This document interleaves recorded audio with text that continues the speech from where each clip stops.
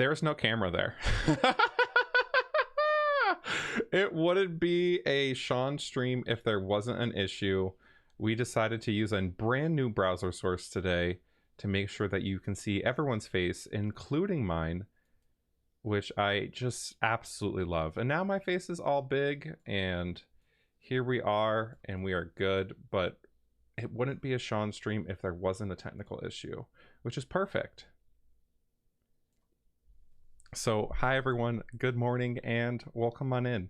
We're doing a interesting topic today, which I'm excited to talk about. We're talking about labels and if in our lifetime they still fit, where they fit, and where they don't fit.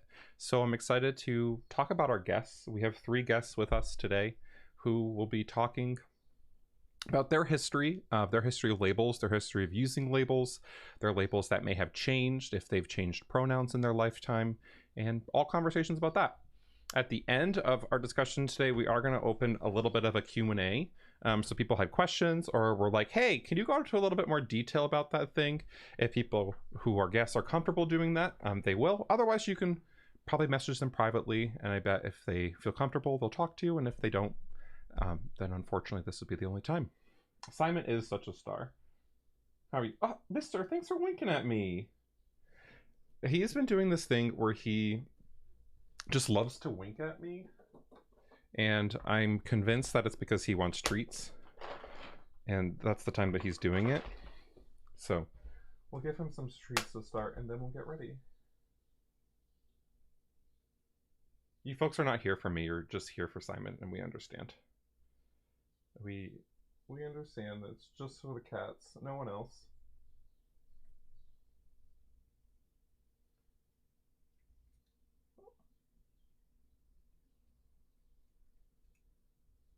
There you go, mister. He's very, very, very good. I know, he's very well trained. If he can give me winks for treats, I will give him treats 24/7. I will give him treats 24/7. He wants to be part of the panel. I don't know if he'll have much to talk about besides going from being a good cat to a naughty cat, but we'll see what happens. So folks, we're going to transition over, and I'm going to begin to introduce our guests, and we're going to have our discussion today. So I'm super excited to introduce everyone and to get started. So if you folks want to use !hype in chat as we're getting started and as we're transitioning over, you can also use any of our guests. They all have their own command, including myself, which will direct you right to their channel. And we'll be doing that at the end of each of their intros to make sure that you folks know where to find them. So without further ado, let's introduce everyone that I have here with me today. Perfect. Hi, everyone. Hello. So I'm super excited to be joined here today with FrankthePegasus, LilasFox, QueerlyBee, as we begin Pride Month talking about labels and how they've changed across our lifetime. I want to start again by introducing our guest and beginning our conversation. So hi, I'm Shawn. I'm a Twitch partner and I'm an ambassador here with It Gets Better. I've been streaming on Twitch for about 3 years, and I'm excited to kind of change my content. I've been doing so over the past 2 months, and I'll be playing games at their hardest difficulties, or before I was playing a wide variety of titles and playing a lot of Genshin Impact. So I'm excited to move away from that and move into some Kingdom Hearts. You may have seen me on the Tick of the Talk, or you may have seen me in any queer communities across Twitch. I was recently nominated for Queer Streamer of the Year 2022, and I'm really excited to talk about my experience and give you a little bit of what my community calls Shawn lore with my past. Our first guest today with us is FrankthePegasus, who has been a content creator over the past 5 years and wants to make sure she lets you know that she still loves it every single day. Frank is a new It Gets Better ambassador who you might know being loud and silly on stream, shouting about how fat isn't a bad word, and their work as a Twitch ambassador and EA game changer. Frank strives to create a corner of the internet that feels safe and warm for people to express themselves. She loves to talk about mental health, sex, sexuality, fat positivity, all while being as silly as possible in whatever game she is playing. She's also an avid reader who loves to talk about the stories she has read. Can we folks get an ! FrankthePegasus in chat for you folks to go over and follow them? Next up, we have LilasFox, who's an OG It Gets Better ambassador. Lilas can be found creating content around mindfulness, telling and uplifting queer stories while creating a cozy and interactive environment. Lilas loves to tell stories while playing a variety of games, from The Sims, Genshin Impact, to indie titles, where they play those a lot on Fridays. They approach gaming differently by using it as a way to find intention and making space for wandering, noticing, and being present. They really love making games feel more approachable and showing how playing imperfectly and with intent can be fun and impactful. Their YouTube channel is recently growing, dedicated to this approach to gaming. They've recently partnered with EA and It Gets Better, as you may have seen the new pronoun update for The Sims. In addition, they'll be featured this Saturday, which we're all super excited about, co-streaming the 2022 Wholesome Games Direct. This June, you can also find them all across the front page. I think we're all on the front page this month, right? Anyone not? Oh! Twitch loves taking my content and using it, but then not inviting me to things. Quite rude. Maybe we need to start yelling at them. You can see Lilas on the front page this month, doing a big Sapphic Sim challenge. If you haven't seen their plans yet, get ready to be jealous, because I know I am, due to my little beast who will eat all of them. Folks, can we get an exclamation mark LilasFox in chat for you folks to go over and follow them? Last but certainly not least, I have QueerlyBee. They're a new It Gets Better ambassador who you might know for their work across Twitch and social media, educating about identity, inclusivity, and social issues. They're a queer, autistic, and chronically ill variety content creator who focuses on queer storytelling in games, conversations about identities and social issues, co-working, and crafting. They work to create a warm, censor-friendly space that is safe for softer humans and especially neurodivergent folks, regardless of what occurs on stream. You might know them for their work with the EA and Sims 4. They recently launched custom pronouns. Together, they are a co-host on Humans of Twitch, which is a Twitch podcast that dives into the humanity of content creators on Twitch. They also are a founder of Whimsy Action, which is a stream team that celebrates softer creatives, that's the word I'm looking for, and focuses on growth and mutual aid. Off stream, you can find B supporting other content creators in Stream Square, which is an educational resource bank for all things streaming. For streamers, by streamers.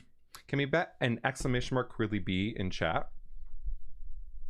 I would love to introduce everyone whenever we have a raid.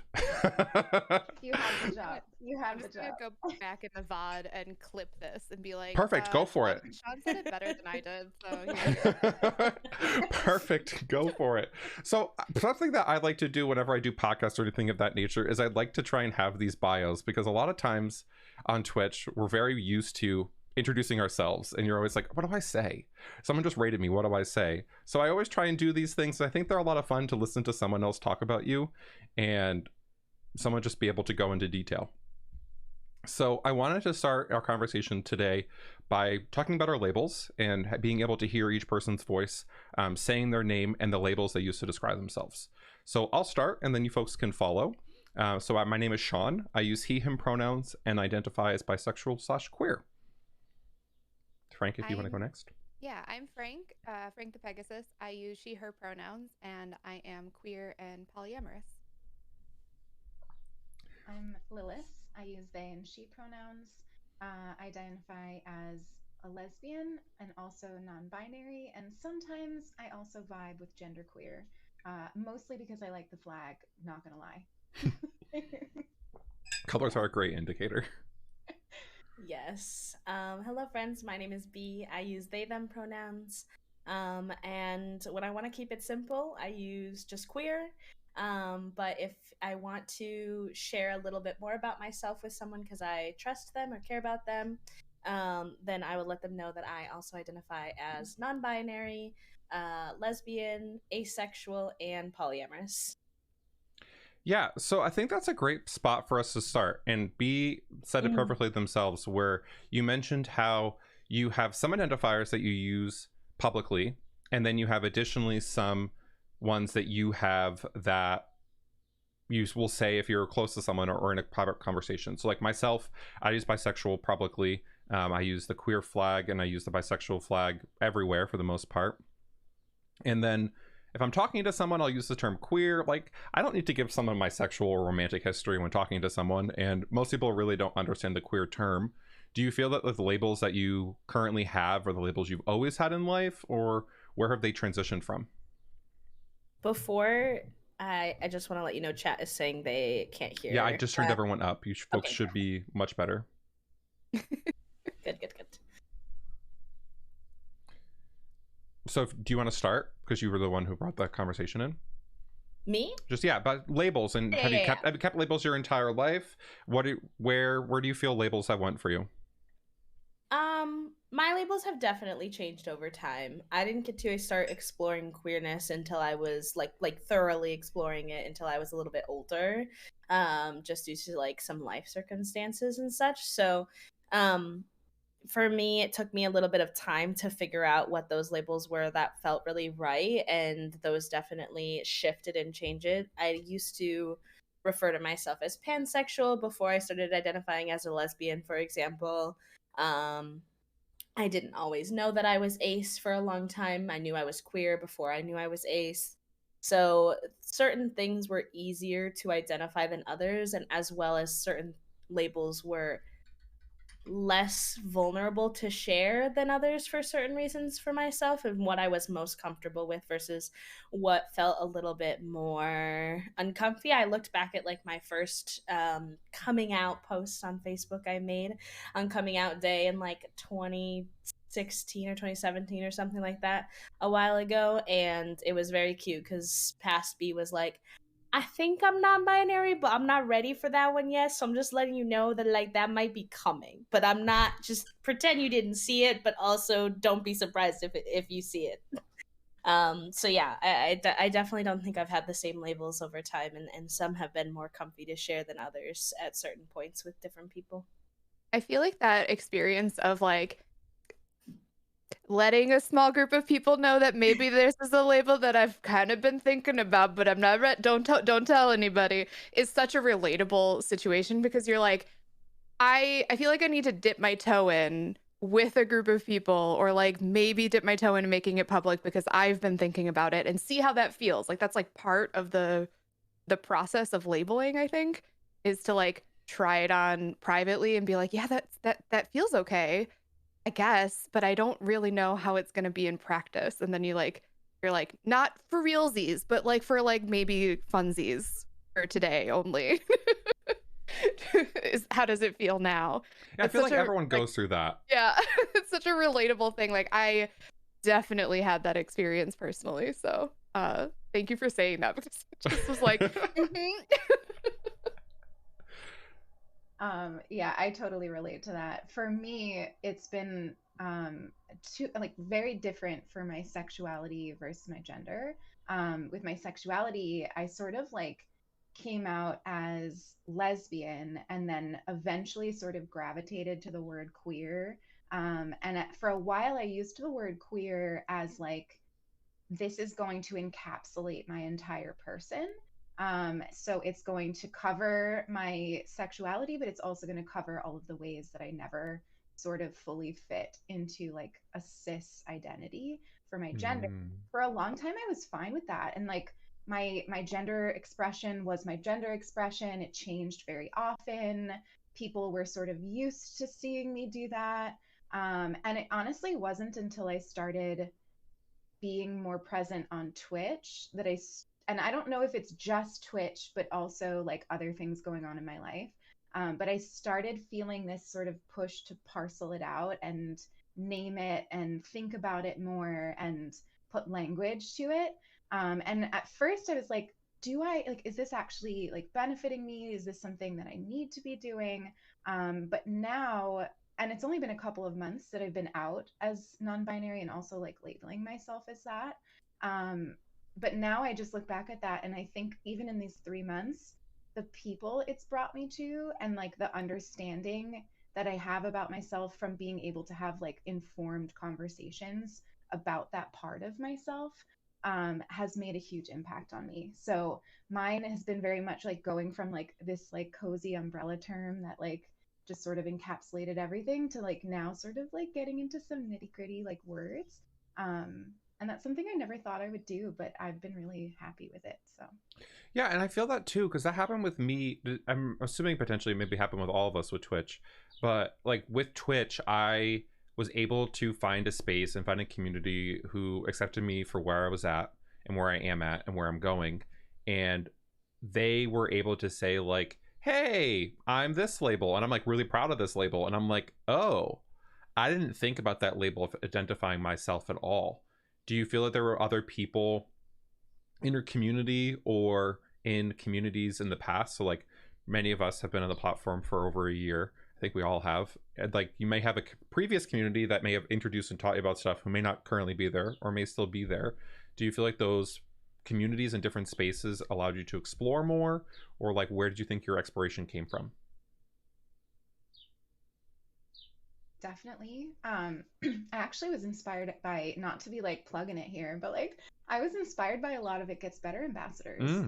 I came and sat in on a bunch of conversations about like the non-binary identity, and it all, of course, it really resonated, and it was things I'd thought about myself for a very long time but just never really put words to. And then it also sort of, at the same time, I was having this like really deep rejection of like academia, which my understanding of queerness is really linked to that because I have a background in queer theory. I used to teach it. And queer theory is like so not into these like parceled out labels. It's very much like queer is a verb, like it's something I do, I present, and you learn about my identity from my presentation. And I think that it has something to do with that. Like, I'm not going to say it's entirely like my rejection of that. It's not that deep, but like, I do think it has a little bit to do with it, where I'm sort of just like, okay, let me find my identity now and explain it in ways that are unique to me and not in this like scripted way I've always learned how to express myself, as if I'm sort of trying to prove something there, you know? And definitely this channel for sure. Joyful Jupiter, I remember distinctly having a really beautiful conversation about like their personal journey. And a lot of it was like really, really relatable to me. So shout out to Jupes. Jupy is an icon. Really? So I find that really interesting, and it's one of those things where like being around other queer people was where I kind of found my labels, but also didn't. I can think of my time in high school where like when I first came out as bisexual, everyone in my high school, at least, who were other queer people, were like, oh, you're just on the path to being gay.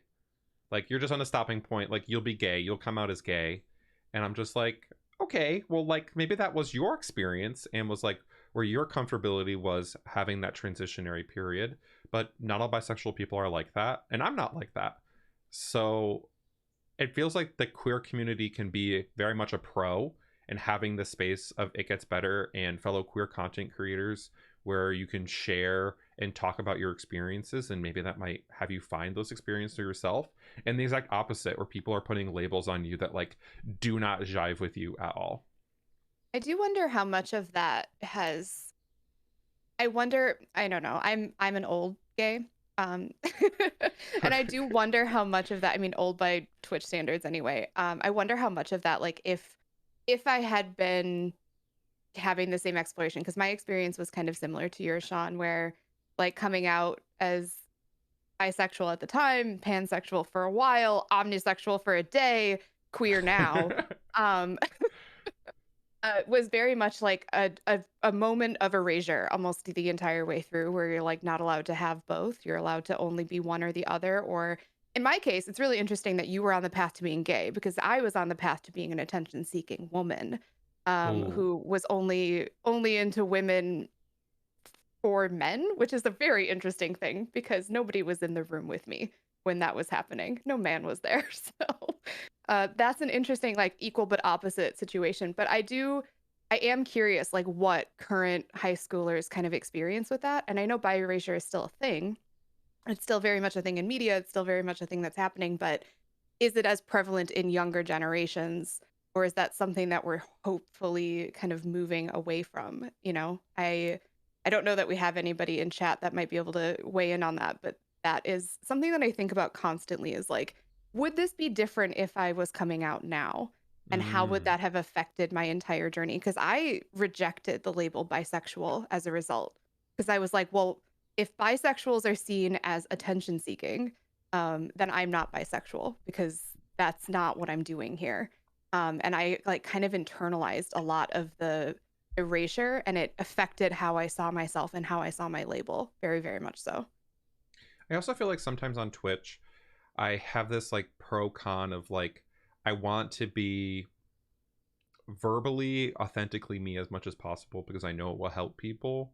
But if I'm still exploring that myself, I don't want to say like a tweet, for example, like, hi everyone, like it's Pride Month. I actually want to like change my labels and say that I'm queer. And then like maybe a month later or like 2 weeks later be like, oh, that didn't really feel comfortable or didn't really feel like me. So I feel a little awkward like being a public figure and people looking at me and being like, ooh, you don't know your own labels. Why should I like interact with you with that? I think that's an odd pressure that we put on ourselves, though, don't you? Because we would never think that of anybody else. If you saw somebody Mm. else doing that, you wouldn't ever be like, "Oh my God, they didn't have it figured out the very first time," or like they tried that, but then they realized that it didn't work. I see people doing that constantly, and I'm just like, awesome. I'm so excited that this is an ongoing exploration for you, and I am here to support you. Keep me updated. You know, like we like I just want to be informed as you feel comfortable informing me. I would never put that on anybody else, but I do agree that I feel it for myself. So, Yeah, I feel weird like personal pressure. yeah.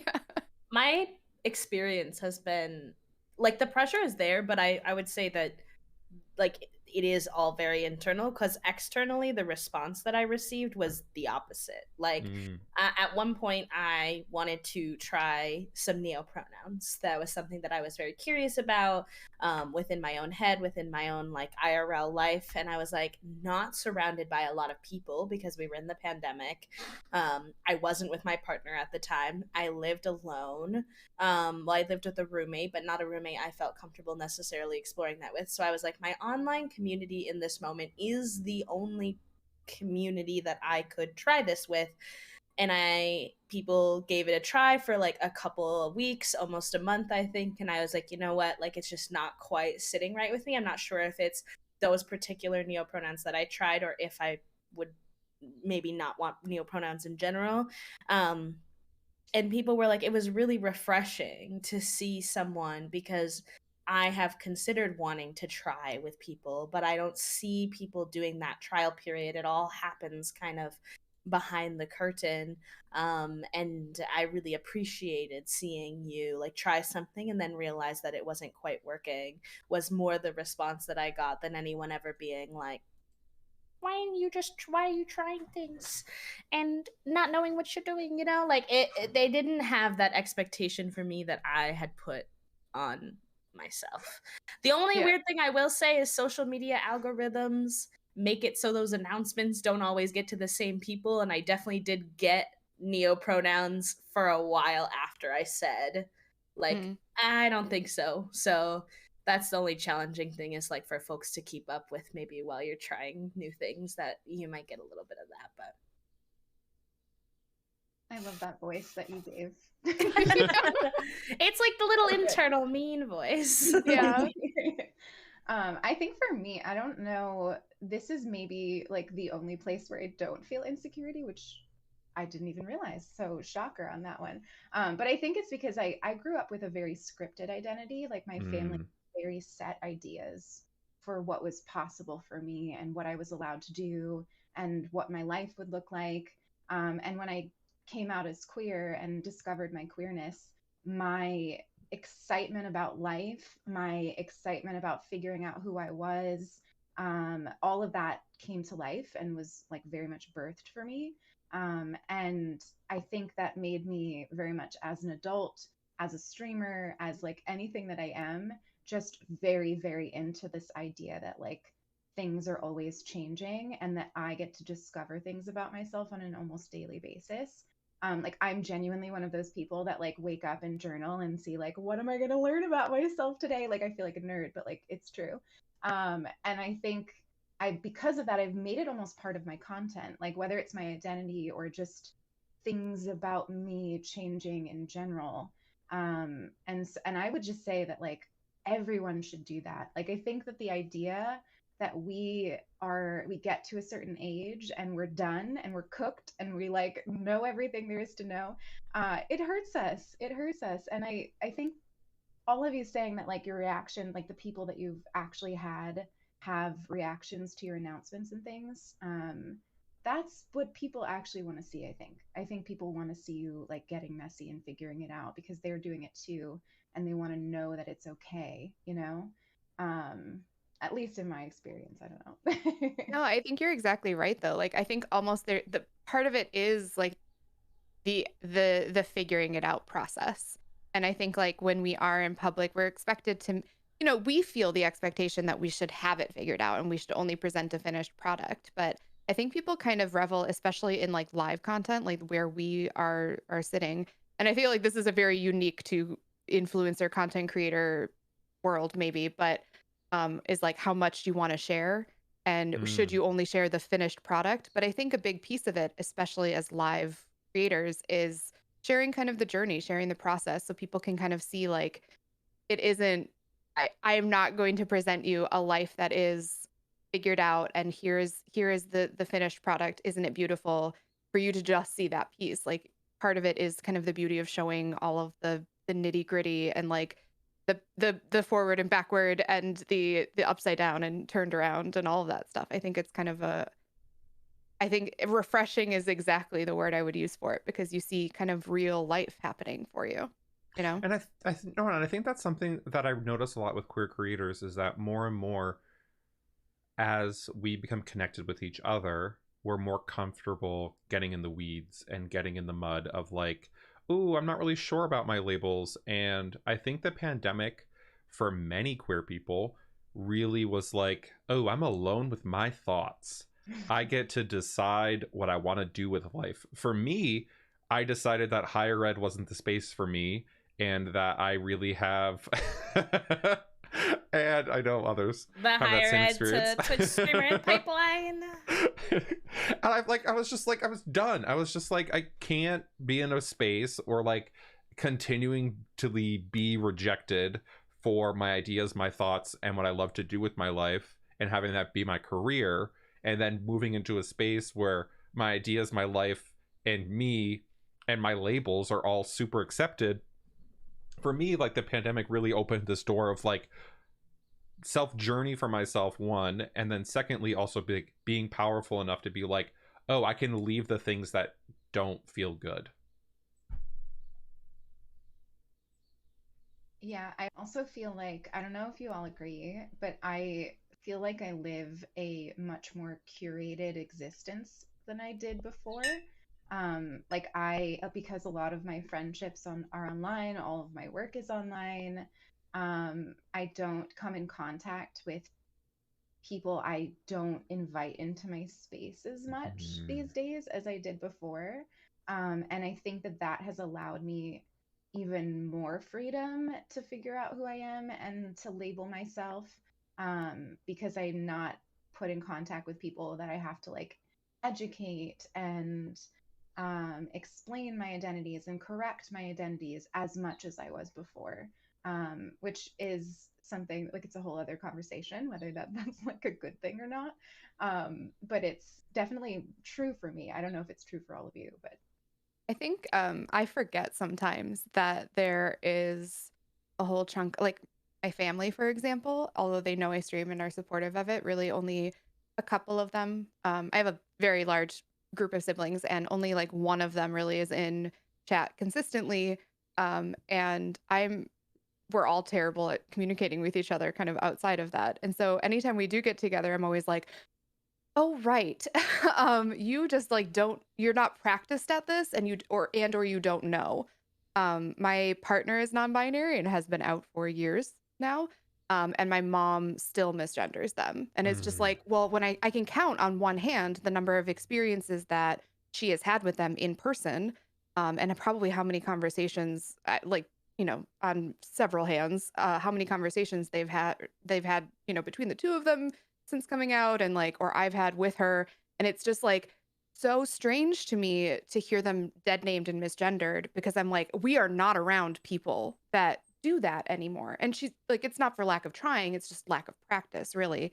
Like, she doesn't think about them. She doesn't, no, this sounds terrible, but like, she does, it's not like a day-to-day thought for her.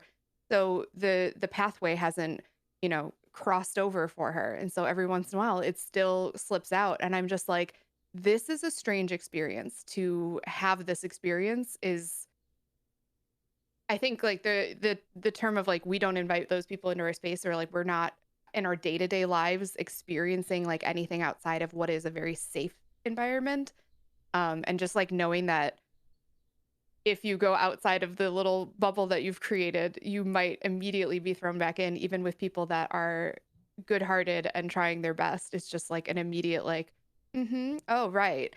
And I think the safety of it is kind of a wonderful thing, though. Like, we get to curate our spaces, and we get to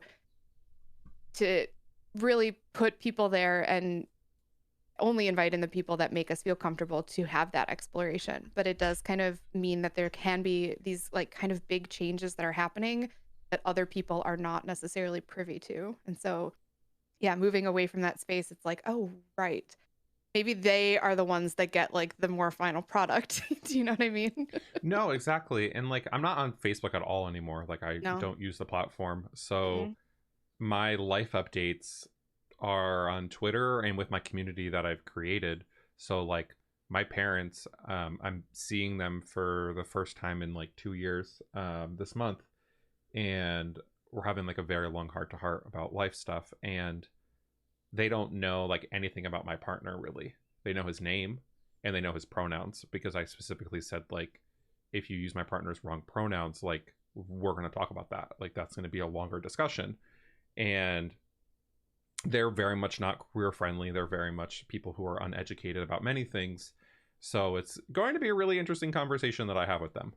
And I'm interested, I guess, the thought of like the bubble, and like, is that bubble bad, or does that bubble help us be able to get through our normal day-to-day life?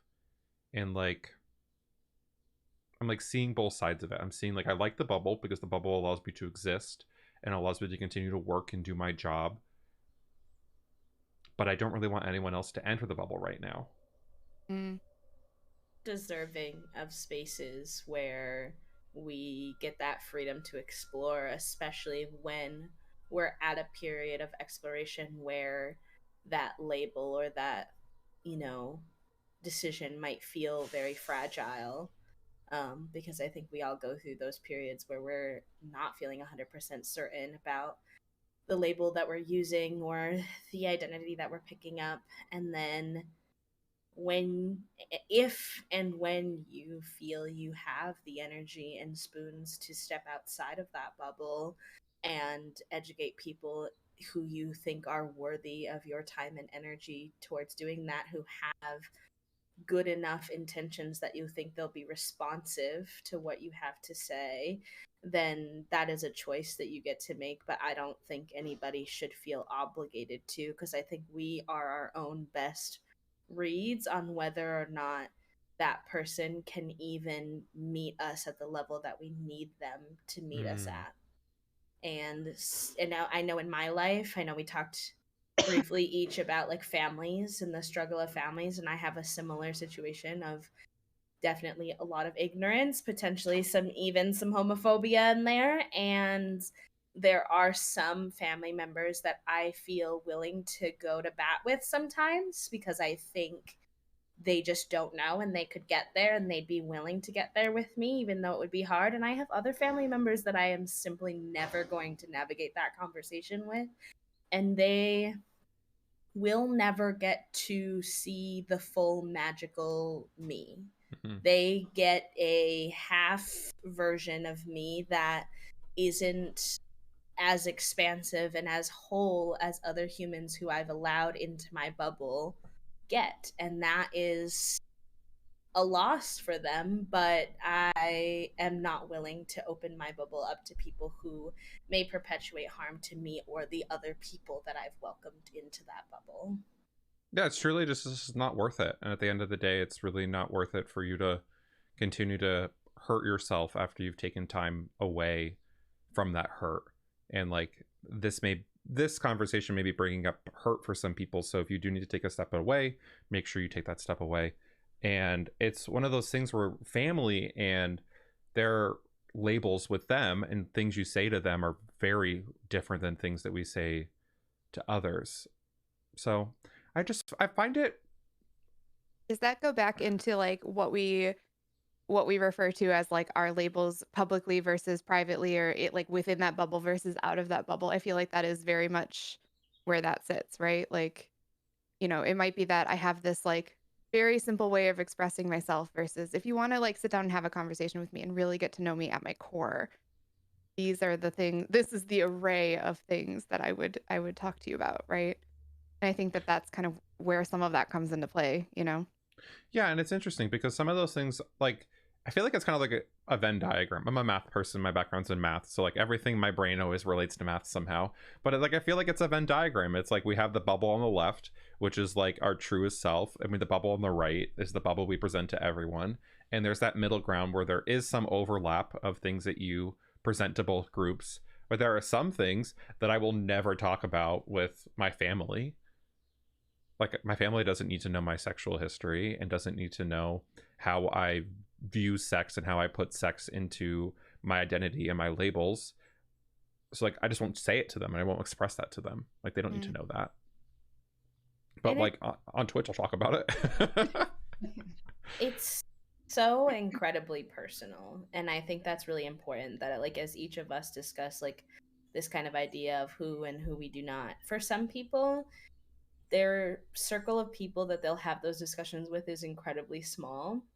And for others, they feel like they cannot be their authentic self and are not comfortable in situations where people only know portions of them. And that if you feel like you need everyone in your life to be willing to hold the whole you, that's fine as well.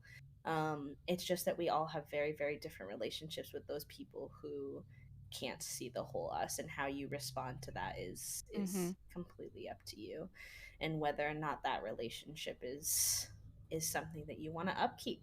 There are some folks who cut off anybody who isn't willing to see the whole you, and that's a choice that you get to make and nobody else gets to make for you. I think that's one of the things that the bubble has given me. Like, I used to find myself in this position where I felt like every couple of months cutting out a new family member, a new person from my life. And I used to have this tremendous anxiety that I was going to be left with nobody. And then also this like quieter, more scared voice that sounds a lot like my family. What if I'm the problem? Like, what if it's me? And the bubble that I have now not only gave me this wonderful, beautiful space to like figure out who I was more, but it also emboldened me to advocate for myself and realize that there are humans out there. I just happen to get a bad lot, but there are humans out there that think that I'm worthy of respect and being seen and having freedom in my identity and all of these other things. And if somebody is being cut out of my life, it's not because I'm wrong and I'm too harsh or too sensitive. It's because they just frankly don't deserve it. They don't deserve access. So I've thought a lot lately about like who gets to access me and what are the parameters in place. And so now when I do connect with somebody and I do let them in, it feels more meaningful because they've not to like make it sound like people have to like pass a test to like access me, but like there's basic things that need to happen before they're going to see the full me. You set up some boundaries. Yeah, I think exactly. I think for me, it's a big piece of it is I always feel like I'm asking people too much when really all I'm asking for is a modicum of respect. Yeah. And I guess I get worried about like having my labels being like weapons against me, because I definitely, as more and more as I am working on Twitch with like advertisers, and I mentioned this earlier when we were just talking briefly amongst the four of us, it was like I recently did an ad with Studio Ghibli, and the ad has been seen by 4 million people, and the comment section on the ad is all about my voice and all about my identity of like, I would never trust someone with red hair to download this game. I would never trust someone who has a feminized voice. I don't really think I have a feminized voice, but apparently I do to the general 4,000 people who have seen it. And they're like, honey badger, I like won't trust them. And that's like apparently talking about a video online. And it's just really interesting to kind of see like, where like I've had videos myself that are my own videos where I'm able to go through and delete those comments or like mute words, like I don't see those things. And it's really interesting to be like, ooh, the publisher of this ad like does not care what comments are in this comment section at all. Any engagement is good engagement for them. Where me, I'm like, ooh, no. And having those like having my own identity like weaponized against me. Has that happened to anyone else, like as a creator and in like the space? Because we all have hate raids, we've all had hate comments sent in chat, but like, has there been places where like you haven't been able to like, we have our bubble and we have our outside of our bubble, or the places outside the bubble where you haven't been able to like defend yourself, and like what do you do in that situation? I think for me, I've been very fortunate that my sexual identity is something that is less apparent. I guess, I don't know. I like, you wouldn't, what does it look like to be gay? So hell if I know. But I feel like for me it's never like the comments about my identity, unless the thing is, I get the clip is me talking about that specifically, which happens, it's only a piece of me, so like it's only happens a piece of the time. More often I get comments about how I look, which I think is a very standard affair for femmes specifically, but also fat femmes. So like that's where I see it. It's not that I haven't experienced the same thing. I think it's just that's something that I can't hide, and it's way easier low-hanging fruit for them. Yeah, but it's still like, even though we're not like, I think we're moving in a direction conversation wise where we're being a little more broad with labeling. It's like that you still use the fat label to describe yourself. I do. So, very much so. I think it's important too. And I think like that being a label of yours and potentially others in the greater space, it's like people see that as both a really pro and like, oh, I can now feel comfortable and now have a label that I feel empowered by, versus people also on the other hand may see that as being an attack or a hurt to them. And people use the term fat for that sometimes, where it's both an attack and an uplifting. And we see a lot of times with the word queer as both like an attack and both as a term people identify themselves with. It's definitely a you're in the in-group, you can use it, you're not in the in-group, you can't use it kind of term, isn't it? I think both fat and queer kind of are the same thing. It's because there's a reclamation that's happening. And I think anytime we see any kind of reclamation of a term, it is very much, you get to say that, you do not get to say that. Because when you say that, you don't mean it in a nice way. And when I say it, I mean it to take that power away from you and to remove your power from the word. And I think that's something that we very, very much, that I think that's like kind of what you're getting at, is like, I use the term fat to refer to myself because fat for me is a way to describe a body, and my body is fat. I could describe myself as short, I could describe myself as brunette, I describe myself as all of those things and also fat. And so for me, it's very important to be an outward facing person that uses that term, because it helps people to normalize that fat is just among any other descriptor, and it does not have morality. And I think that queer and other labels are kind of a similar thing, where we want to be public with them because it takes the morality away from it. Like, it takes the discussion of whether or not it is good or bad away from it. And I think that is a huge, huge piece for me of the empowerment movement of it.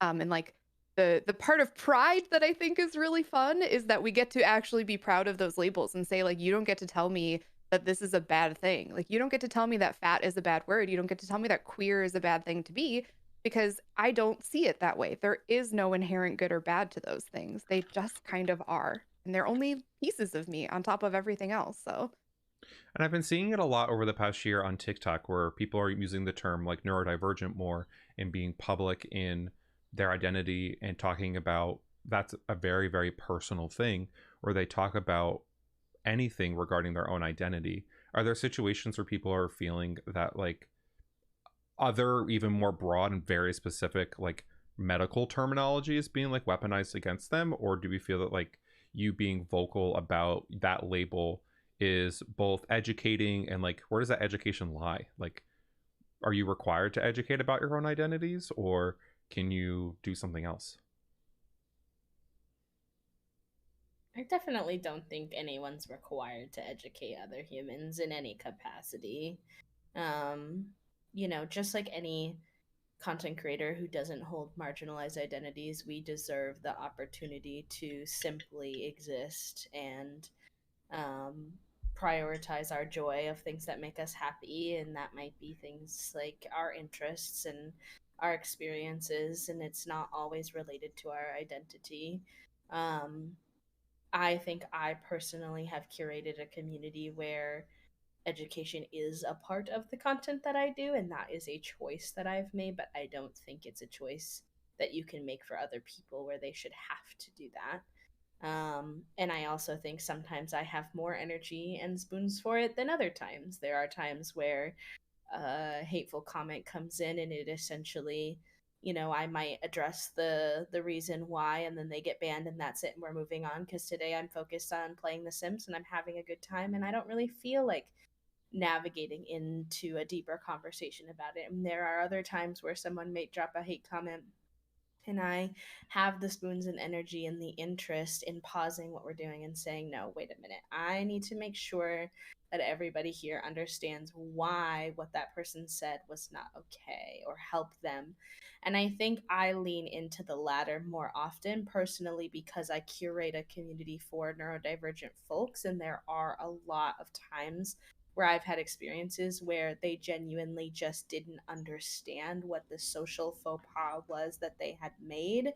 And it was based in things like Twitch etiquette that not everybody knows or has been taught directly. So I like to pause and take those moments and help that person potentially be a part of our circle and see what their response is. But I don't think you should have to. If you want to simply ban them outright and move on and get to refocus on your game and have fun, like I think you have that right as well. And I think it's dangerous territory to pigeonhole marginalized creators into feeling required to do that educational work. And that's a really hard. Oh, go ahead. I think Lilas was going to say something. Oh, I was just going to say, like, I don't know about all of you, but I think because I'm vocal about my queerness so much and identify myself very openly as a queer creator, I often get I feel a pressure and also get questions. So it's not just an internal pressure. There is definitely an external pressure too, to make all aspects of my identity part of my content. And I exist as somebody who still has quite a bit of trauma and recovery to do around parts of my identity, specifically, conversations on like weight and things. I recover from currently and will always from an eating disorder. So it's not something that I can really always navigate conversations on publicly. And then also, I don't usually like to have conversations on my neurodivergency outside of just saying neurodivergent. And I've gotten pushback on that from people entering my chat. Like, please identify exactly what it is that you're discussing. What is your diagnosis? And I have to set boundaries and just say, like, this is a limit to the conversation that I'm willing to have. I'm an open book with my queerness. That doesn't make that every part of my identity is an open book that I want to host a conversation and educate people on Twitch. And I think I just have to remind myself that that's okay a lot, because there is a lot of pressure, Mm-hmm. Yeah, and Frank mentioned before about like quote unquote like clocking someone of like if they're queer enough, if they're neurodivergent enough. And that's happened to me where like I have a speech and language disorder and I've had it my entire life, but like I don't talk about it. Besides that, like that's the end of it. And when people are like, well, like what's your diagnosis? Like, are you this, are you that, are you this? Like, do you have this like written thing? And it's like, I had an IEP in school that documented these things. I went through many, many hours of coaching and training to get to the point where I'm able to talk the way I'm able to talk today, in addition to being able to create and educate in text form that I am able to do today. And that's like the end of the conversation. I don't really want to go into like, well, you may see me stutter on stream, and if I do stutter on stream, like if you point it out, I am gonna like feel anxious about it. And if I'm talking about other things where like if I can't pronounce something correctly, like I either A, don't pronounce it because that's like my coping mechanism, being able to skip over it, or B, I ask for a pronunciation, and some people like have difficulty navigating that pronunciation, and they're like, oh, my name has never been mispronounced before, why are you pronouncing it like that? So it's hard for me to like be in those spaces because people are like, oh, Shawn, you talk so fluently, you talk so nicely, like you don't have a speech and language disorder. It's like, yeah, friend, I do, but like I don't want to share that with the world because they don't need to. I guess I feel ashamed of it sometimes because I've always been taught to feel ashamed of it. I don't think it really matters why we do or do not want to share the things that we do and do not want to share publicly. There are so many things that have happened in our lives prior to us being content creators that have no influence on our content whatsoever and is not important. And I think we get to determine and we get to say what is fit for a public audience and what we want to share with a public audience. And I think this is where, especially with live content, parasocial relationships get really like muddy because a lot of us are where we are, especially this group right here, is because we connect with the people that we are in our chats with. Like that is the thing that we focus on, is to connect with other people. And I think in doing that, they assume that they know us in our full entirety, or some people do, not everybody, obviously. I'm not pinpointing anybody in chat. If you feel attacked, it's not you. But it does happen where people will say like, or assume that they know things about you, and how could they possibly? Because we don't share everything about our day-to-days. We share the things that are fit for the public. I talk a lot about mental health and neurodivergency on my stream because it's something that I feel confident and able to talk about my own experiences. I think it's important. Also, I don't know that I could hide it because I actively deal with depression and anxiety. And some of the way that I cope is to tell people, hi, I am having a hard time right now. These are the things that I'm going to need from other people around me in order to get through my day. But I don't think that that's required. Just because you have a diagnosis doesn't mean you have to talk about it.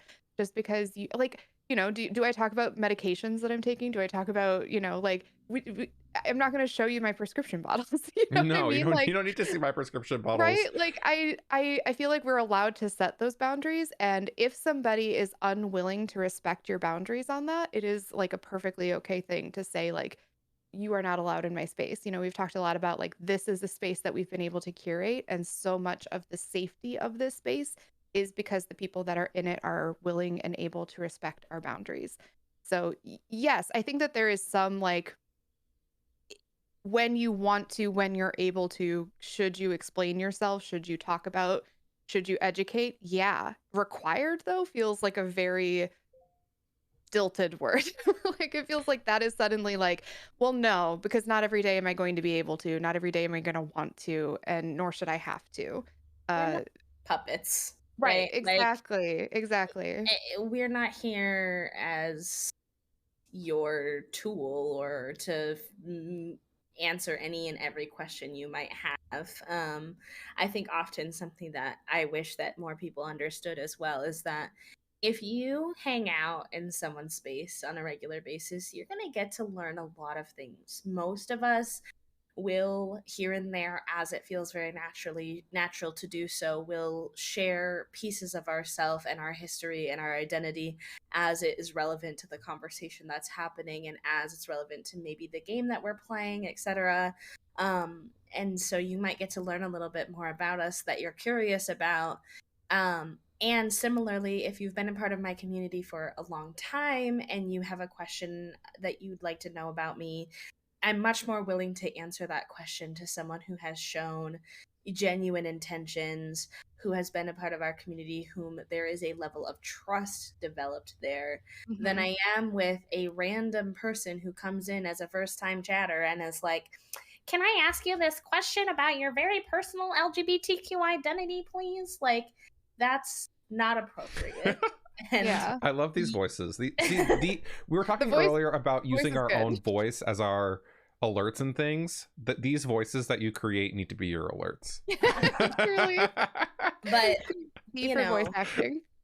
I think similar to what someone said in chat, which is that like, I use a tag is to help you find content with someone who maybe shares like a similar identity to you, not so that you can come in and ask invasive questions. And I think knowing the difference between those two and how to approach asking one of those questions is something that I think folks sometimes need some guidance on learning, like if I have a question I'm not sure the person will want to answer, it's learning to say something along the lines of like, is it okay if I ask you a question related to this?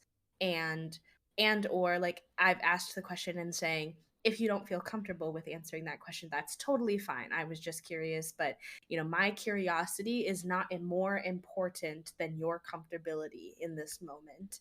And I think folks starting to learn and navigate how to do that kind of thing, because that doesn't come naturally to everyone. Not everyone knows. Some people are neurodivergent and they ask very direct questions without any ill intent and need to be taught like, hey, you need to like do this thing to help make sure that folks feel a little bit more comfortable in the situation. I think Is you just really put important. I think you just put into words something that I've always kind of seen as a red flag, but never really understood why. And I think we've all probably had this chatter, but it's somebody who comes in and is like, um, what label are you? Basically, like if they see that you're like LGBTQ, they'll be like, what label are you? Like, what are your labels? And like, it I'm always is kind giving of you like, what I'm comfortable with. right. Like, It's always kind of like, I will tell you, but also why is this your first question about me? Like I And also have my sometimes panels below. Like panels exist for a reason. yes, yes, there is always like the please take the time to educate yourself. I do make this information available, but I feel like it comes from a couple of different sources, and one is a very malintent, and so the red flag is there because you know that that person is like there are definitely people out there that are like trying to get you. Like got them. Oh, they admitted it.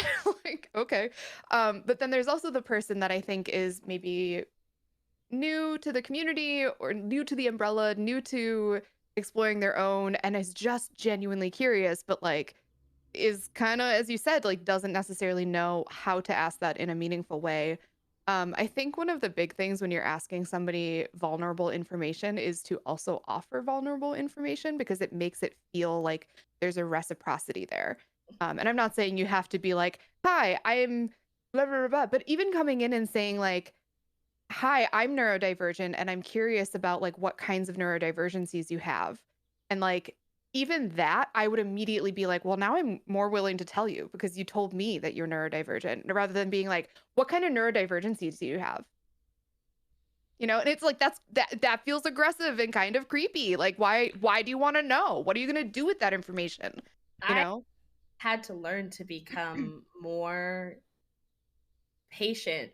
So an example I use often because I think of it is I had someone come in and their first message was about my eyes. They said something about liking my eyes. And every single one of my moderators and VIPs were like, I'm ready to fight. Like Yeah. what is Mhm. this? And I, responded to them because, they didn't say anything hateful, right? They just said something kind of like, this is a weird first time message.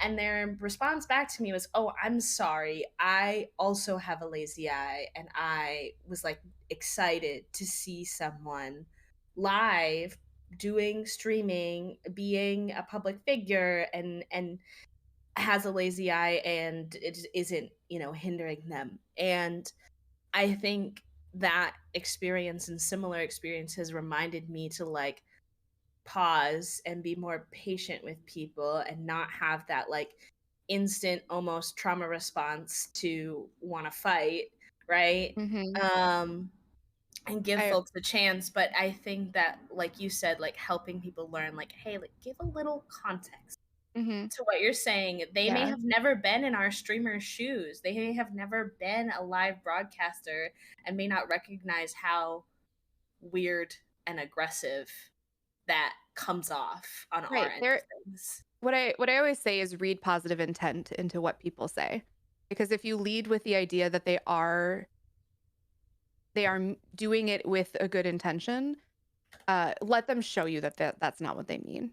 Because it's really easy to let them have a second message and then delete and then ban. If they come in guns blazing, like we you do what you got to do. Pew But pew, goodbye. if they're coming in and saying like, what is your label?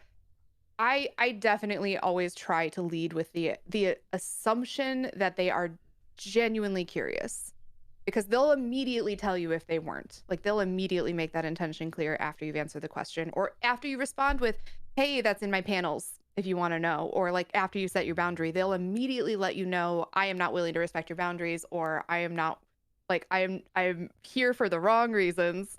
And then it's just as easy to delete the message after the second message. So I'm with you on that one, B, like being patient and reading positive intent into people, because I've been burned by it. And I think we probably all have, because, sometimes your patience runs short, or you're having a bad day and something feels a little bit more intense than it maybe was meant to, or that person just genuinely was like, I don't know how to say this. Or I've had people who English isn't their first language, and so they don't phrase something in a way that feels natural to me as a native English speaker, and like all of those things definitely come across sometimes as like aggressive when that's not what they meant to do. And it's hard, because I think when you're in it, it's a lot harder to just like constantly remember that. But I agree that like having patience is a huge piece of it.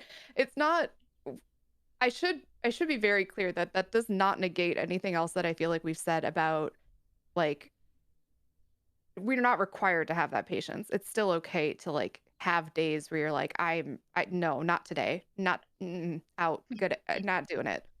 But I think generally speaking, yeah. I think it's really important, like talking about these low spoon days and these low days. For people who don't know, a lot of times people who are neurodivergent will use the term spoons to talk about how much either mental or physical energy they have to do a task or to complete something with other day. So they'll say, well, this is a low spoon day for me, so I'd like to put my spoons or my energy into these specific things that I have to get done, and I can't put them into the thing you're asking me to do. Or I have a high spoon day where I can do all the things that I want to do and do all the things, for some education purposes for people. But days when you don't have the energy or don't have the spoons to be able to talk about your identity and things of that nature, like, do you have commands set up for that? Is it just like, this is my panels, go to this? Like, what do you have set up for yourself that maybe others might be able to set up for themselves to help with that? Or do you have nothing set up? I have moderators. My moderators are much more aware of my mental capacity going into a stream than like the general chat might be. But also I have a good community that I have spent a lot of time curating. So some of the first part, I'm kind of with Lilas on this, where like a lot of my first part of chat is spent talking about how we're all doing. So I get a general idea of like how the people in chat are doing. So if there's somebody in chat that might need a little bit more tenderness that day, I'm aware that they might have something going on. But then they can also be aware when I need tenderness from them and I need something from them. If something is, stressing me out, or if something is taking too many of my spoons. But more than anything, I think my moderators kind of know, like, I definitely have days where I'm like, a good fight is what I need today. Like, let him come for me. Let him come for me. Like, any troll that is going to come in and say anything about me, please let me have them, because I want to deal with that today. And then I have other days where I'm like, I'm soft. Please do not let anything touch me at all, because I will cry. And then, they kind of act accordingly. So I think, good moderators. And in terms of like just information, we do have some commands for sure. Especially things that when chat is busy, it doesn't need my individual attention. Things like, what are her pronouns? We have a pronouns command, things that are like really easy things, like, oh, how do I find this information? How do I get to these? Like, that's all. Yeah. Commands are king. I'm glad that you brought this up, because I feel like often the conversation, and even like internalized for me, and actually, Shawn, you mentioned something about this before, like this idea of like certain labels and certain topics that we are more willing to talk about than others. I think there's always this underlying assumption that like the reason we're not labeling ourselves or having those conversations is because of shame. And for me, it's not true. Like, I'm not actually ashamed of any of the things that I choose not to talk about on stream. It's just that on any given day, talking about those things is going to take more out of me than I'm generally ready to give. And so I don't actually like have commands or anything about those things, because the things that I'm not able to reliably discuss, I just don't make a big part of my content, and I won't talk about them. That's not to say that I'll never talk about them. Like, I've had streams where we go there and have maybe more in-depth conversations about some of those things that are a little trickier for me or are more rooted in trauma. But that's not going to be a regular thing. And in the future, if somebody comes in and asks a direct question about that, my response is, and my mod's response is, nope, we don't talk about that. Like, it's not on the table. And I've been accused of being ashamed. Like, when I won't go into certain things, I've been accused of being ashamed of them. And it's just not true. And so I think that, like, that idea that, like, we're maybe just preserving energy, and that we don't have to, this is novel, but like, we don't have to give all of our energy to Twitch, like, that we can save some, like. Like, I was Are you almost sure? not going to stream today. Like, you asking this question is making me want to stream less. So I have bills to pay, Yeah, and I have like, things to truly- continue to do. Please actually say that to somebody one time. I was just talking to a friend of mine, and I'm sure this is a thing that y'all can relate to, but in May I went through one of the worst depressive episodes I have been in since I was a teenager, which was great for me. Awesome.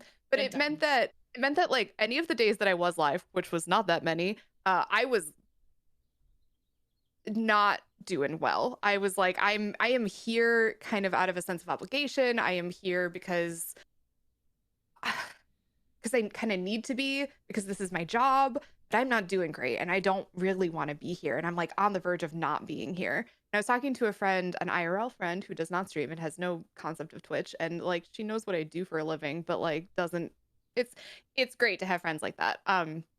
But we were talking about it and I was like, you know how like if you have a desk job, because previously I think we've all had some kind of equivalent, right? Like either that or you were a student, you can kind of like show up and go through the motions. And you don't have to be a certain semblance of energetic. You can just kind of exist and still get your work done. And I was like, streaming isn't exactly like that. Like it is when you have a community that understands to an extent, but still you can't just like show up and cry. Like that is not, I mean, okay, B, I cry a lot. But what I'm saying is nobody's gonna watch you for like 6 hours straight. just being like, I'm really sad.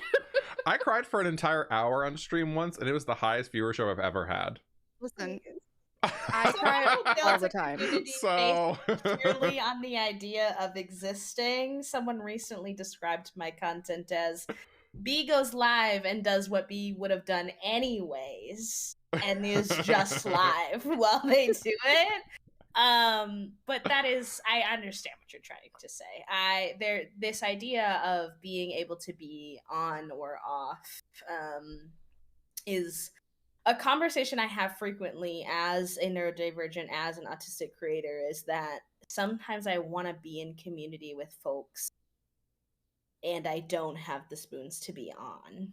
And it is very interesting to navigate because I think it is important as a neurodivergent creator who makes neurodivergence a part of my content and makes that choice, that I don't only show up at 100%, that people see me when I'm struggling. But there's a balancing act, right? Because there is a level of struggling where I recognize that I deserve space and I deserve not to be perceived in that moment. I think that's more what I'm trying to get at. I definitely show up and I'm like, hi, I'm not doing well. I'm going to cry for a while.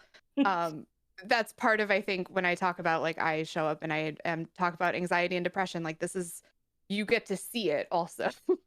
But or sometimes not see it because I don't want to be on camera because I haven't showered in 4 days or whatever it is, right? Like those are all pieces of, I will tell you that I smell right now, but like you're not going to see me stinky.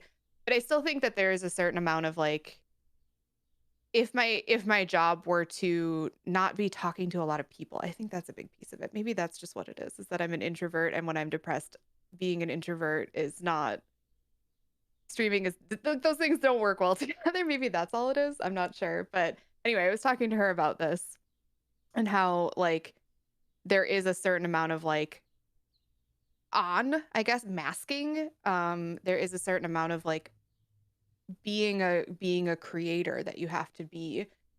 We're not talking about labels anymore, but No, we are. We're talking about the labels that we identify as, and your mental health level is a label that you carry. So like, as very much as like, while you don't think like we're like directly talking about labels, like we choose to label ourselves as much as we want.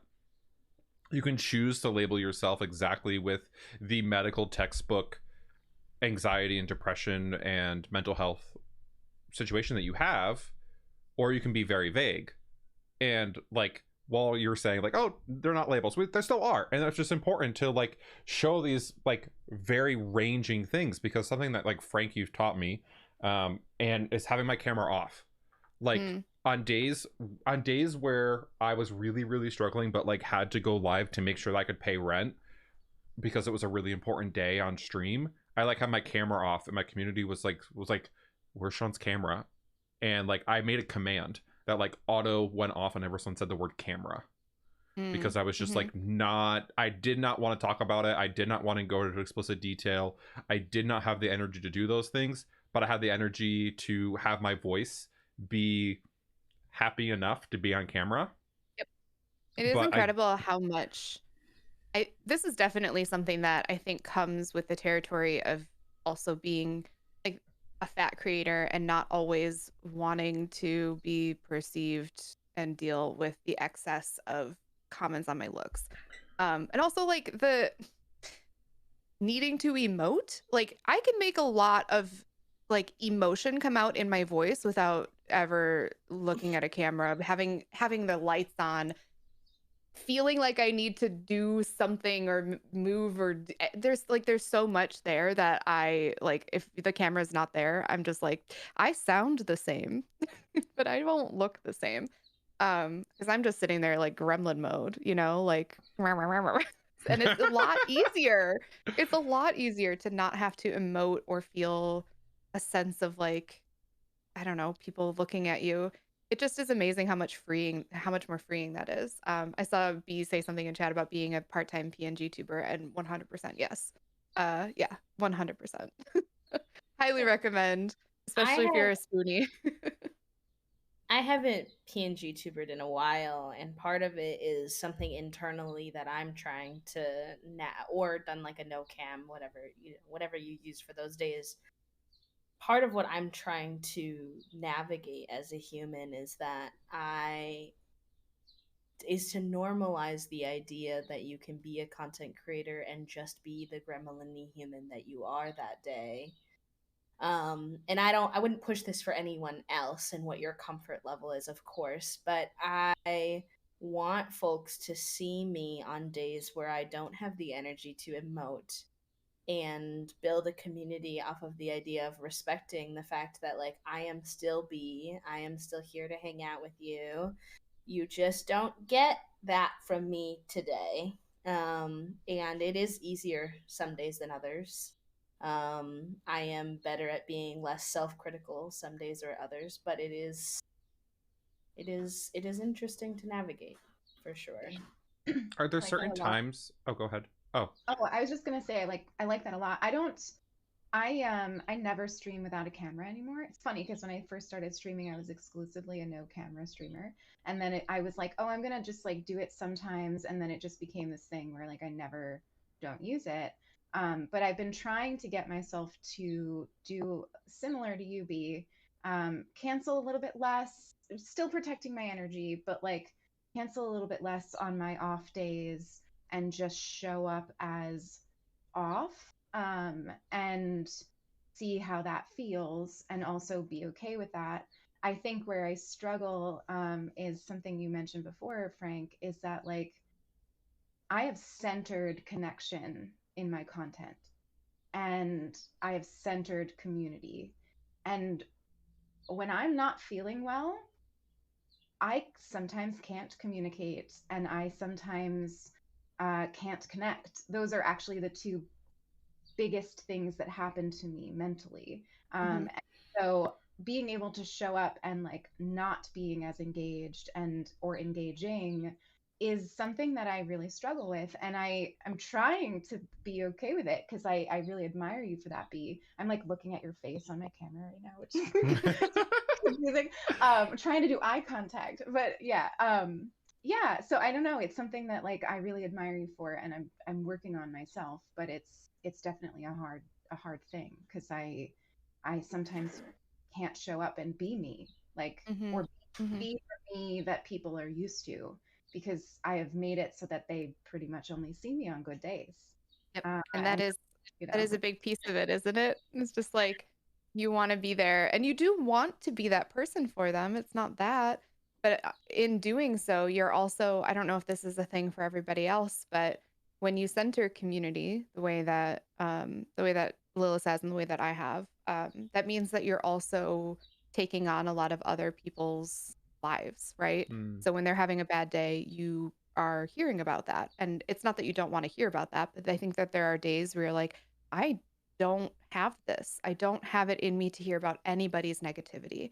And you don't really get to control that. The second you go live, you kind of are subject to handle kind of whatever comes your way. And I think you can set boundaries, but that doesn't stop somebody who wasn't there when you said, hey, today I can't handle this, from coming in and saying, like, hey, I'm having a really bad day and I'm glad you're live. Like sometimes even that is enough for me to be like, oh, I can't do this. Because it's You know, also even like, feel it's like, fuck, they're relying on me to make their yeah. day feel better. And it's like, I've had days where like yeah. recently, like I've had days recently where like my viewership has been the lowest it's really ever been because I stepped away from Genshin for my own mental health. And there's some days of that where it's like people say like, I'm having a really rough day and I'm glad you're live, and I'm like, I'm also having a really rough day and I don't want to talk about it. Yeah. It's like, oh, Yeah. but now I need to continue to stay live to make sure that your rough day is better. And that I'm like, I have that internal conflict sometimes.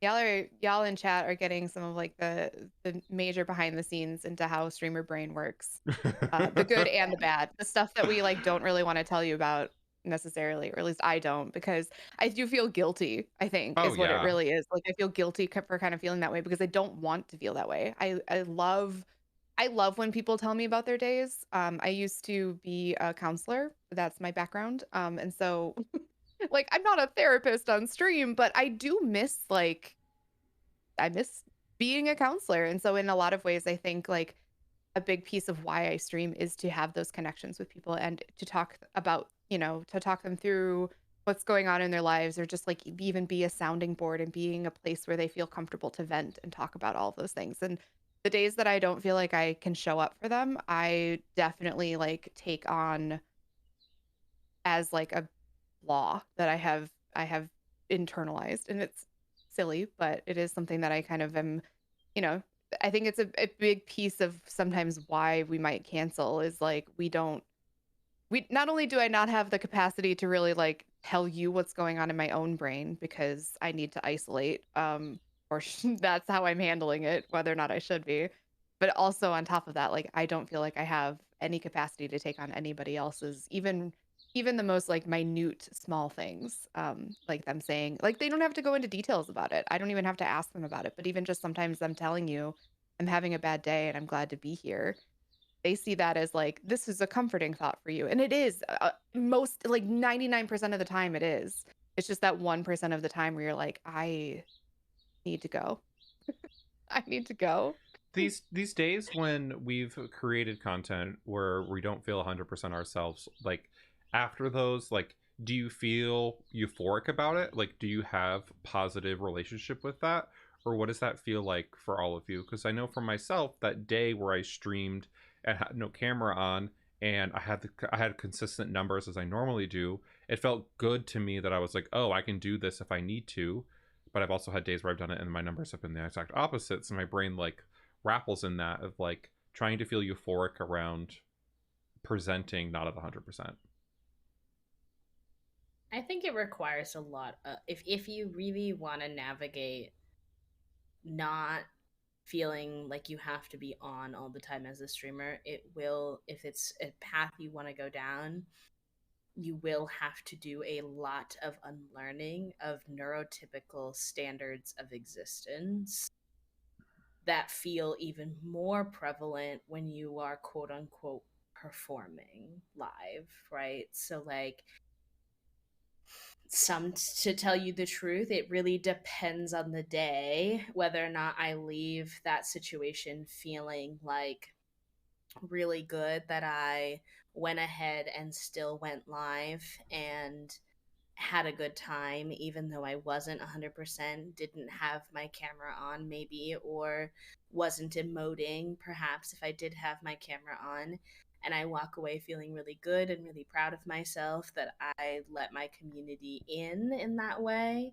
And there are other days where I've done it and I've come off and I have wished that I had just not gone live that day. And I really struggled with, internal brain thoughts the whole time. And I was very self-critical and judgmental. And I just like didn't have a good experience. And I think for me, that is all part of the learning curve of trying something different that isn't readily shown as part of the streamer way of being. It's part of unlearning those expectations, and it is part of becoming more attuned to the difference between a day where it's a good day for me to show up not 100% live on stream versus a day where I am in a tough enough place for whatever reason, in whatever capacity, that I need to give myself the grace and space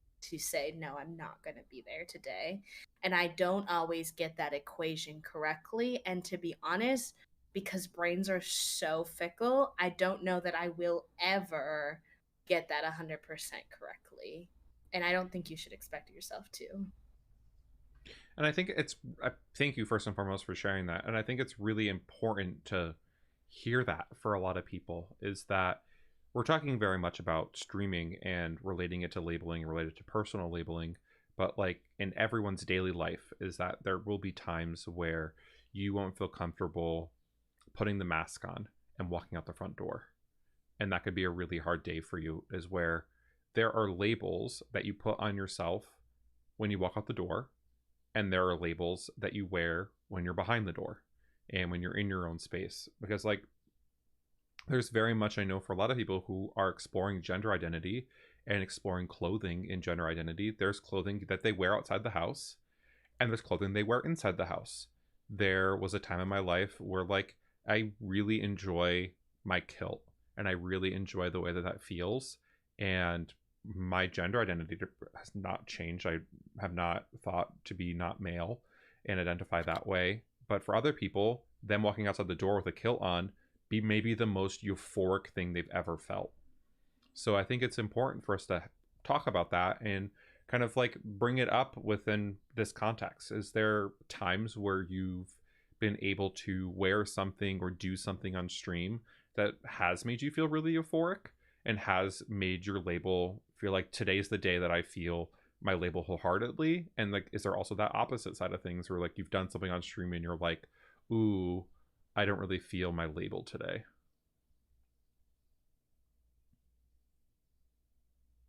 I know it's a hard question.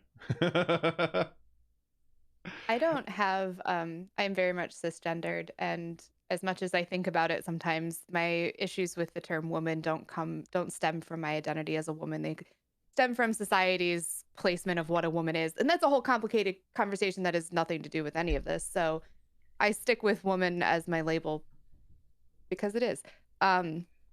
So in terms of like gender expression, that has never really been something that I think I grapple with. I will say that the days that I get to talk openly about my relationship structure are some of the days like where people, it just comes up naturally, because I don't talk about it all that often, but when it comes up naturally and it's a conversation that I can have where people get to ask me open questions about kind of coming into terms with polyamory and what that looks like for me, what that looks like for my partner, what that has looked like for us in the past, what that means for our relationship with one another, all of that wonderful stuff.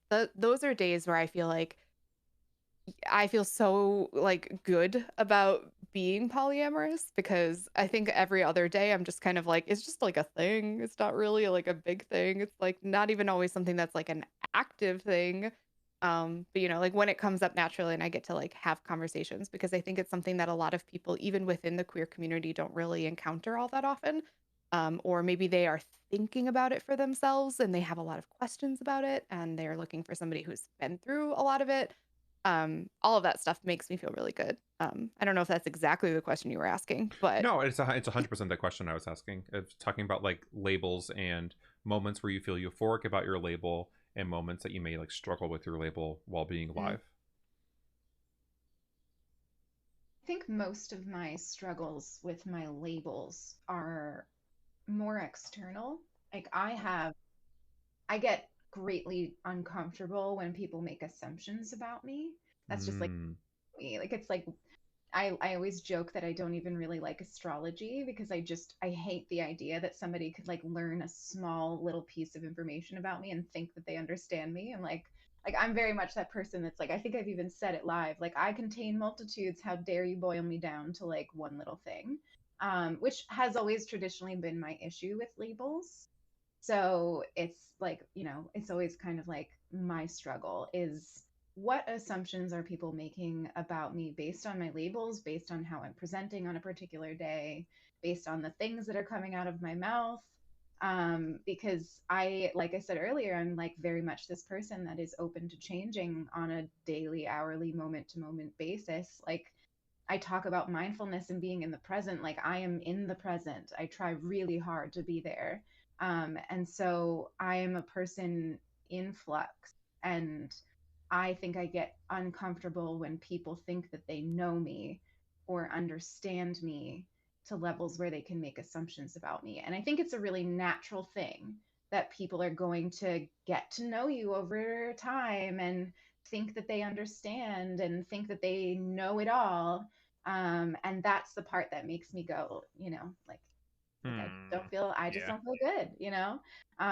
But internally, I feel like most of the time I feel like I live up to my labels because they don't feel that connected to the external things for me. They feel more like a thing that happens inside. I don't know how to explain it better than that, but hopefully that answers your question. I don't know. No, I feel like that makes a lot that feel for me it feels good to hear. It feels good to hear that like you're comfortable enough with the labels that you've identified for yourself that no matter what you're doing with your life, those labels are presenting. You just don't like it when the reverse happens, when people are trying to put labels on you and you're like, no, no, no, no, no. I am very confident in who I am currently today, and those labels are these, not the ones that you were assigning to me. I think I also agree that like internally I don't struggle as much, because if you've heard me use the label like out loud, I've already been through probably that process of the internal struggle and really thought it out, and have I probably thought about it for years before it was ever verbalized as like an anxious introverted human being.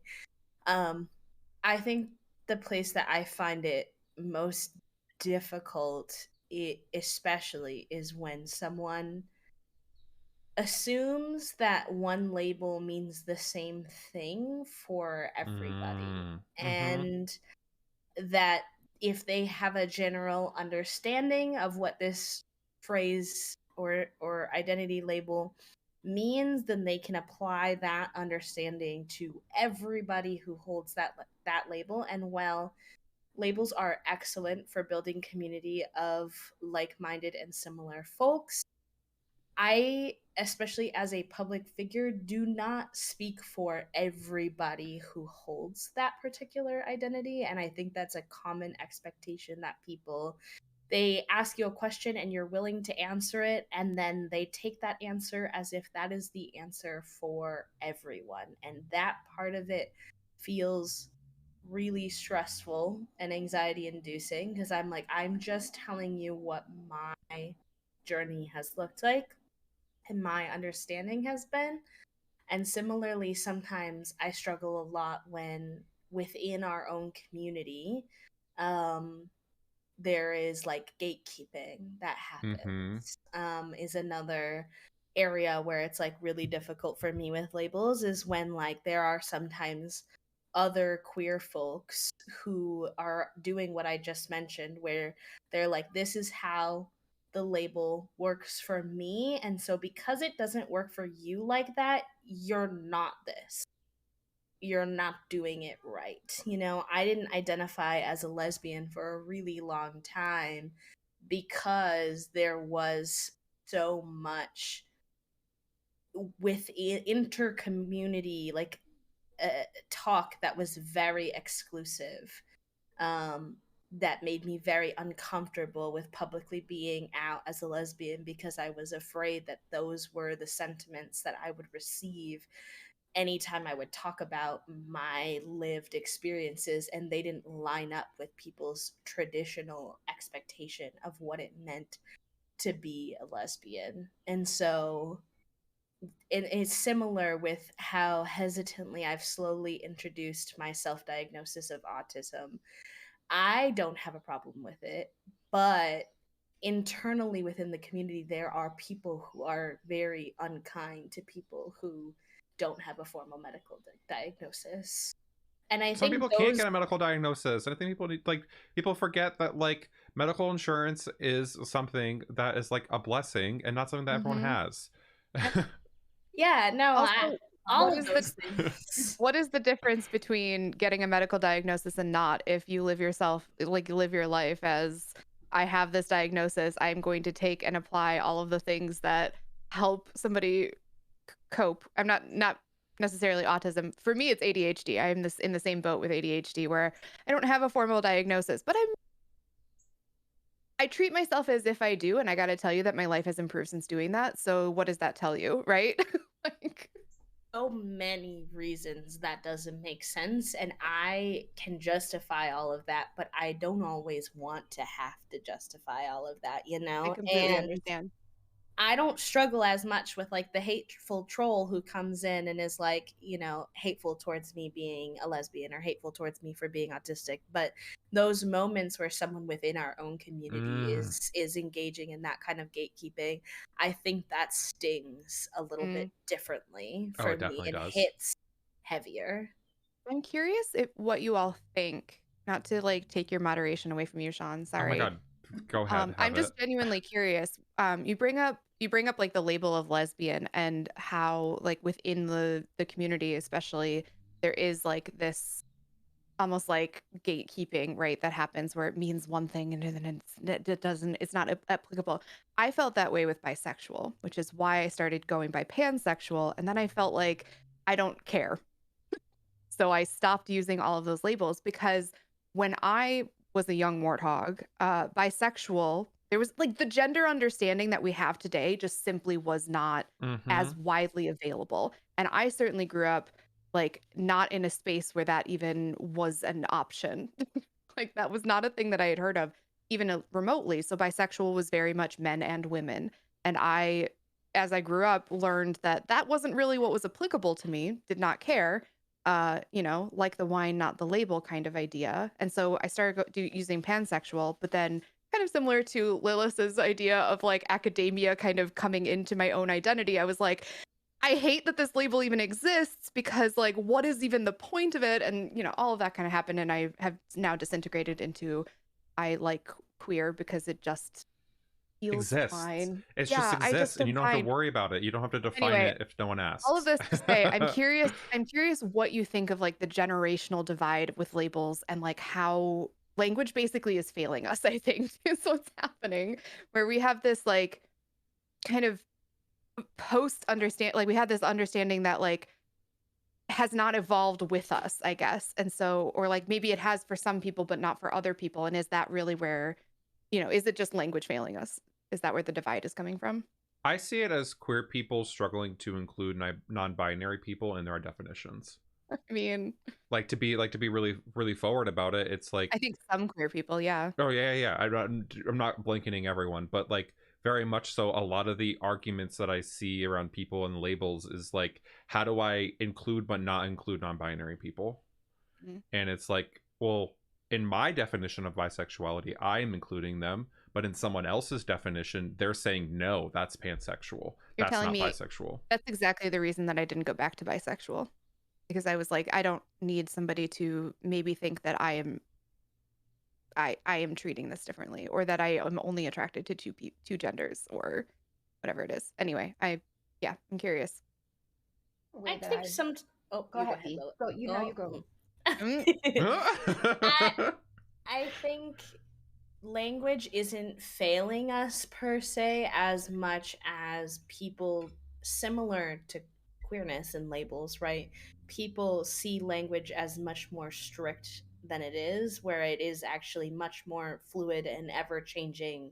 And you know, we see how, like you mentioned, Frank, that like the definition of bisexual when you were younger is much different than the generally accepted definition of bisexuality within the queer community now. Labels are fluid. This is where we get into fluidity, right? Labels and their definitions are fluid. And if you ever really want to understand somebody's queerness, you are going to need to ask them questions about what that label means for them, because we could all four sit here and hold the same label and have it mean something very different to each of us. And so I think that that's where it gets messy, is people want to put other people in clean and tidy boxes that will not move mm, via language, via mhm. labels, Via and binary a lot of times. Yeah. that is not like the point of language. That is not an effective. That's not how language has ever worked, even outside of queerness, right? You know, language has always changed and shifted and molded with each generation, and there are different understandings of the world. And the same thing is true for queerness. And we have to recognize that what is common knowledge isn't always up to date with language. So I think a lot about like what you were saying, Shawn, related to this, is that there are labels out there that are specifically made inclusive of non-binary folks. They exist.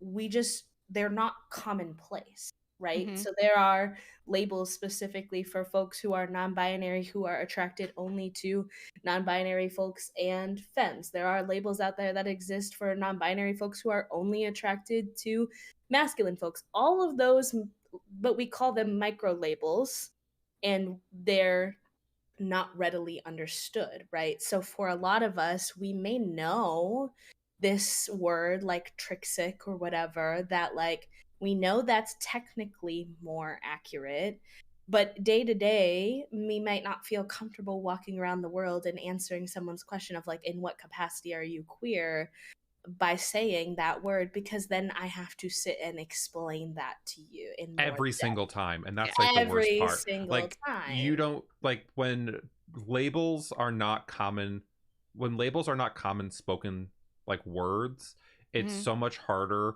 to describe yourself. Like, if I'm gonna talk about my own personal label, and this is me getting really specific, it's like I am attracted to people who, like, regardless of what their genitalia are mass presenting. So like they could be non-binary, they could be non-binary mass, they could be male, and like that's where I find interest. A lot of like female presenting and femme presenting has not really ever been an interest of mine. So it's like, what do I label myself as? Like, do I say bisexual? Do I say queer? Do I say pansexual?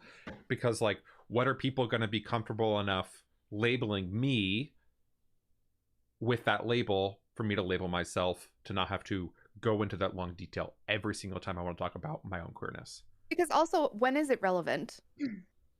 When When is it when I want that person involved in either my affectionate or sexual relations is when it's relevant. Otherwise That it's is not. exactly it. And that is why I think I have started to just like kind of do away with the a label, I guess, as much as I possibly can. And I just say I am queer, because it is not relevant. And often I don't even know until I get to know you. whether or not that's on the table for me, right? Like Ah, it's like it's not a thing that I feel like I need to tell somebody unless we're going to have an in-depth conversation about the types of people that I have been attracted to.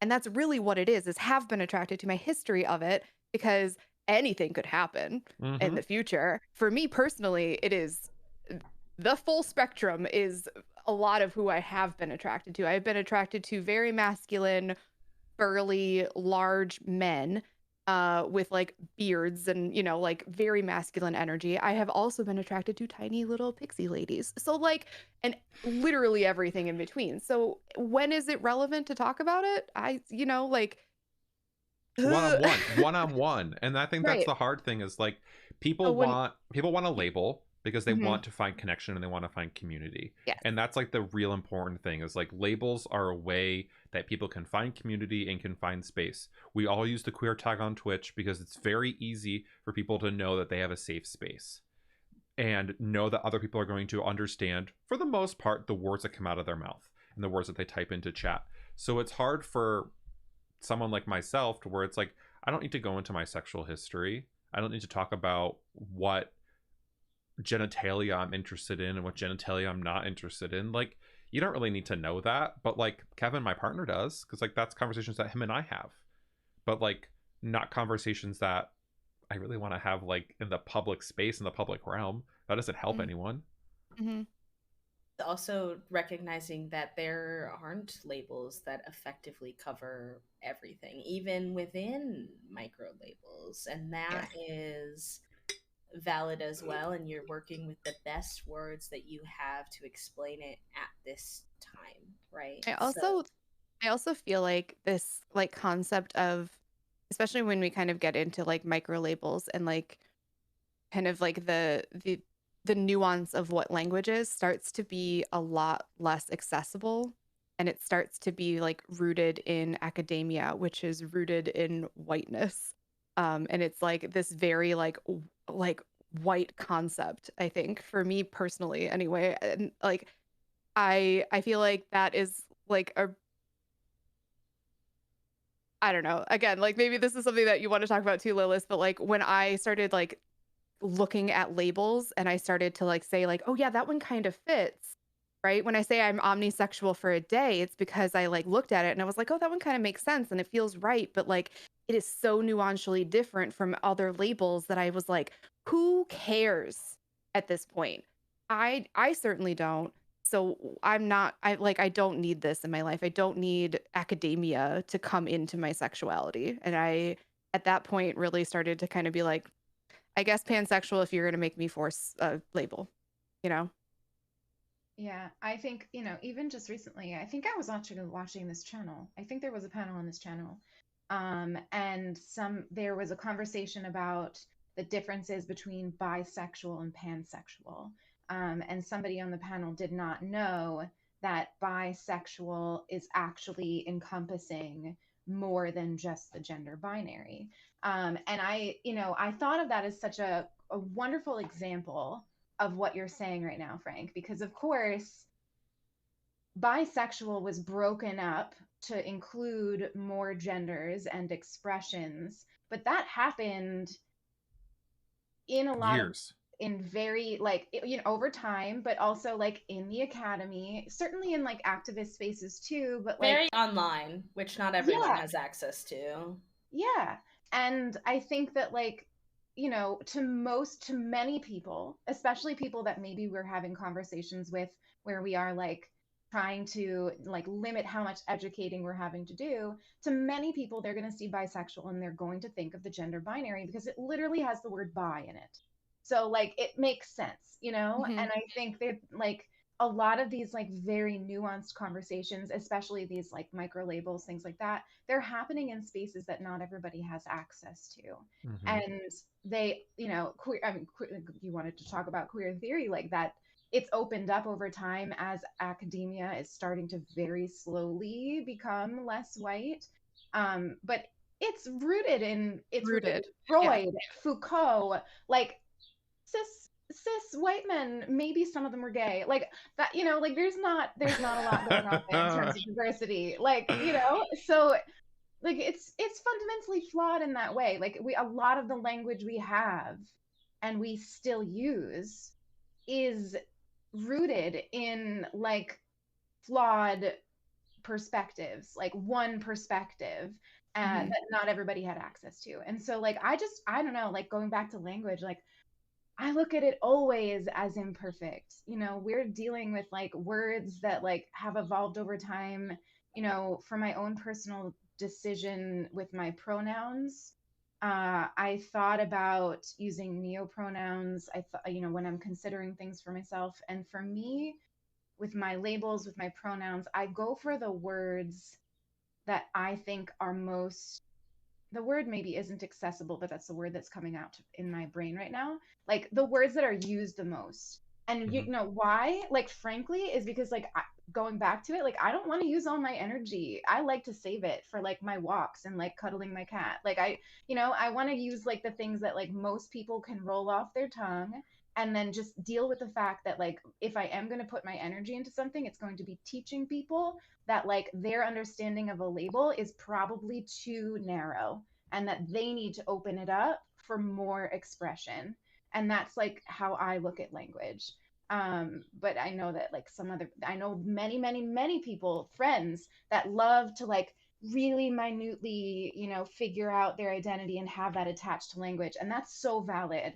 But for me, it's like, I'm going to choose the easiest words that like, Yeah, it's all the energy that you have. And like something that I did a lot when I was in academic was I was trying to use language in my paper that I published and the presentations that I did, and now I use the term affectionate orientation instead of the term sexual orientation, even though the term sexual orientation is very much more vocal and very much more understood and known, because I want to make sure that I'm including people who do not have sexual attraction as part of their relationship in the greater space and the greater conversation, because that's like something that like I saw a need, and I know that I have enough energy to help that community become more involved when they don't have the energy to do that for themselves, or may not. I think this also begs the question of like the importance of labels, if we're talking about like for some of us it being almost a source of nuisance, or like a source of like maybe strife, or like it's energy sucking sometimes. Like, is there an importance then to know your micro labels, in the off chance that you might be able to help somebody better understand what you're going through, or to find other people that are going through the same thing? Or, you know, is it less necessary? Does it feel, has that changed over time? Like, I think for me, it has changed over time. I used to feel very much like I want to know my labels and I want to be able to tell other people my labels, and I want to feel connected to other people that have the same experiences as me. And I think the more I go through life, the more I realize that that just like doesn't exist. Like there's only a certain amount of like relatability that somebody is going to have to my own specific experience because of me being an individual person with individual wants and needs. Go figure. And so I have kind of like deconstructed it back down, and you know, I don't know if that's the best way. It seems to be working for me the best. I think it fosters more conversations about it, when I have that energy, versus like, I guess, giving people the information to assume some things about me when I don't. I don't know. I feel like I'm not expressing myself very well, but you're doing No, great. Like, when you think about like connecting to somebody, like I don't know about you, but for me, like I'm not going to feel that connected to somebody over a word alone. But where the magic happens for me is when I'm sharing my experience with somebody and they share it back, and there's like there's something that we share there. For me, like the labels work to get me into the spaces with the people who maybe are more likely to have the experiences that I have. okay. Yeah. And then we can have like actual conversations about like what it's like to live like that. And that's where I start to feel like genuine community and connection. The word alone means next to nothing to me, other than to like get me in that space, if that makes sense. that was my biggest issue with online dating. Like I like being on Grindr and online dating. For the most part, a lot of the relationships that I was having in my early times undiscovering my identity and doing relationships was like, oh, we're both gay, cool, let's meet up. Or like, Yeah, like Cool. Like, it was just like I needed, like, I wanted more substance, and I didn't realize that I needed to, I guess, give more substance potentially to get more substance, and that was like my issue a lot of times. What were you gonna say, Frank? Oh, I was just gonna say, I think when you're a young queer, especially if you grew up in a space that didn't have a lot of gays, or at least not out gays, it really feels like, oh, that is the thing. We are both this, and therefore we will date. And I think when you're young, a lot of relationships work like that, whether or not you're gay, is like we exist in the same space, and therefore I call it kindergarten friends, which is like a proximity friendship, right? Proximity relationships. But like, it's amazing how like that feels like that's enough for a while until I think you start to realize like more and more what you need out of a relationship or want out of a relationship. And then it turns out that wanting to bump uglies or not bump uglies is less important. Yeah.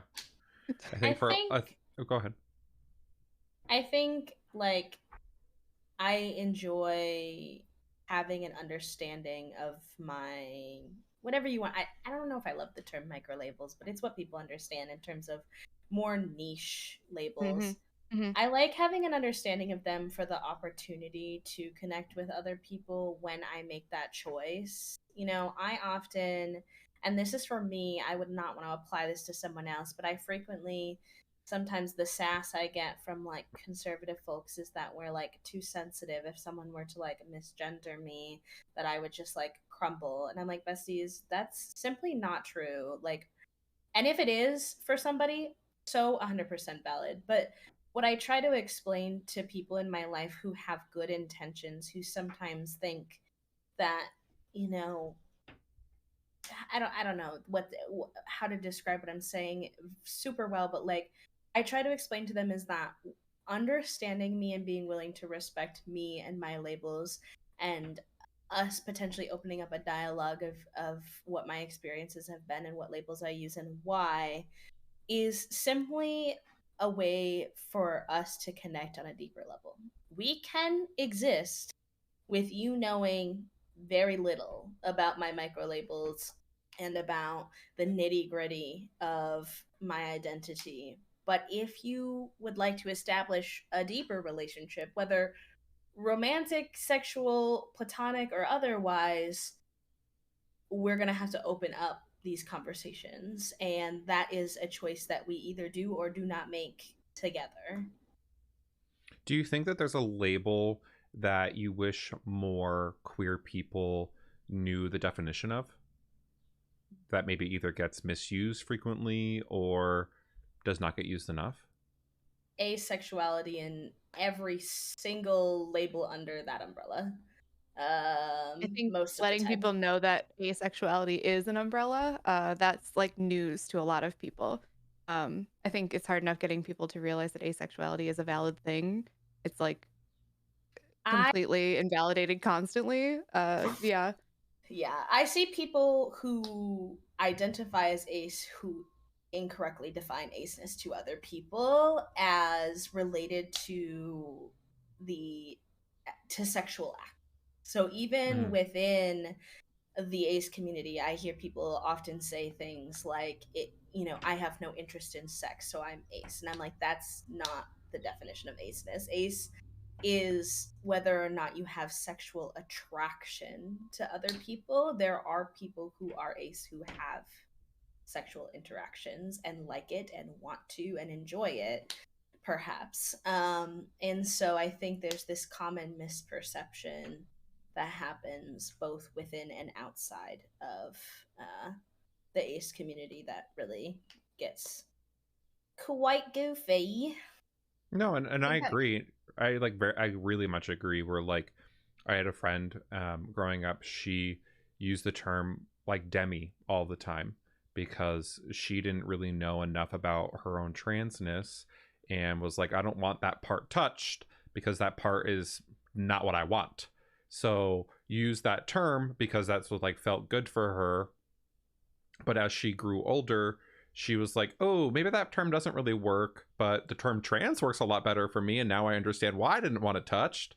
So Mhm. it's like, it's very much, I think, like that whole umbrella of ace, demi, arrow, and having that space, I think is something that people like do need a little bit more education about, and might need to take some time to Google some terms and kind of do both of like the textbook definition and do a little bit of the not textbook and do more of like what people are talking and how people are describing it themselves.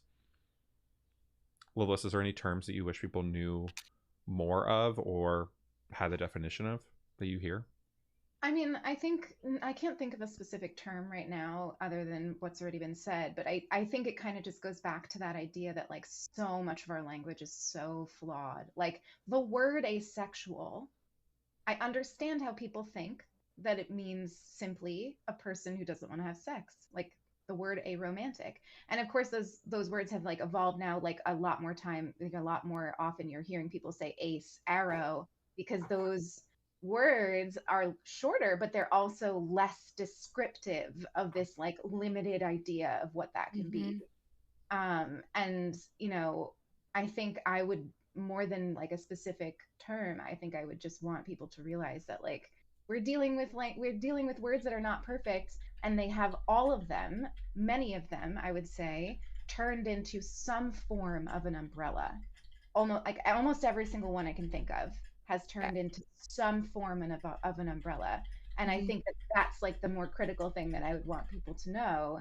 And that just knowing the alphabet of the LGBTQIA plus doesn't mean you have everything. Like you need to actually now also put in the work of like really figuring out like how those things have changed and what each umbrella holds. Which I gotta say, I don't know a lot of even well-meaning allies who are willing to put in that work, because it's a lot. And sometimes you need access to niche communities to actually get the full picture. So it's tricky, you know? It's almost the queering of labels, right? Yeah. Like we think about queerness as a verb, but like not in a bad way, but like you need like to understand that like inherently no words are ever going to adequately define the complexity of experience ever. Yeah. And that we're simply using the best words we have to build community, and they're imperfect. And the more that you try to hold on to them with tightness in a strong grip, the more you're going to leave people out, you know, even within trying to be inclusive. The more imperfect they become. Let people be the deter. You know, we talk, for example, when people hold events, and there's this common thing that happens on Twitch where they like to say like this space is available for like women and non-binary folks, right? And we can talk a lot about why that is incredibly problematic, but that is an example of like, stop trying to like label a space for specific people, instead like let people put themselves in, right? Does that box work for them? I don't know. It's the gatekeeping is a very big problem when it comes to queer labels, and I think it is something that definitely needs to be addressed. I think we're also like in a moment right now where like our language hasn't caught up to our needs, is I think is really what it comes down to, right? I think especially with like it's not that non-binary folks have never existed before, but there certainly wasn't representation like there is now, and there wasn't access to one another the way there is now. And I think a lot of people who probably are much older and are living their lives as non-binary would not necessarily use that language even to describe themselves because it's new to them. And so what we're seeing is that like a lot of language and a lot of spaces, we don't have the language, like it's not caught up to what is actually happening and the people that are actually existing and living within those spaces. And so instead it gets kind of convoluted and people are like, I don't know what else to do, so this is the thing. I think as a cisgendered person, so take this all with a grain of salt, but I think one of the things that frustrates me the most is definitely seeing like non-binary kind of treated as a third gender rather than a spectrum of gender. Not necessarily like from one point. I have heard it described to me before. My partner described it to me this way, so it was very helpful visually for me.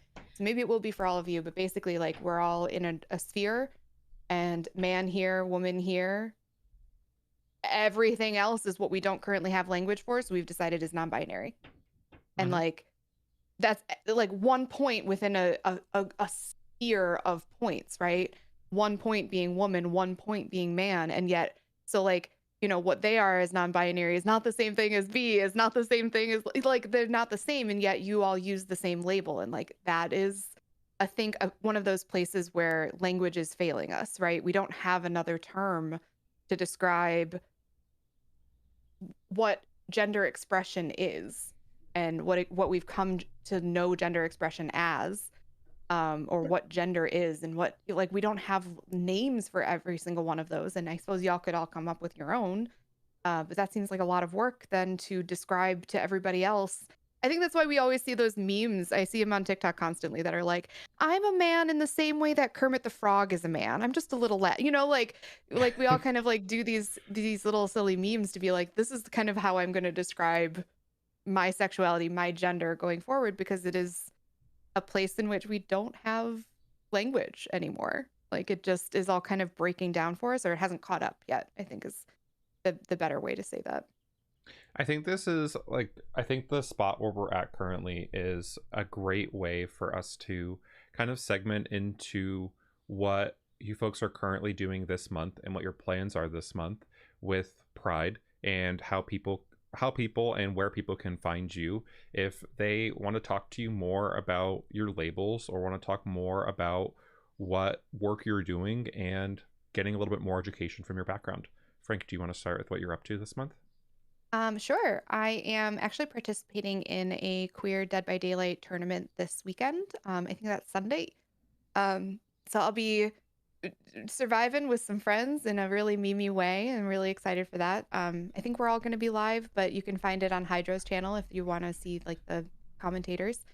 I am doing some stuff with other It Gets Better ambassadors later this month, I think both here and on our own channels, if I'm understanding correctly.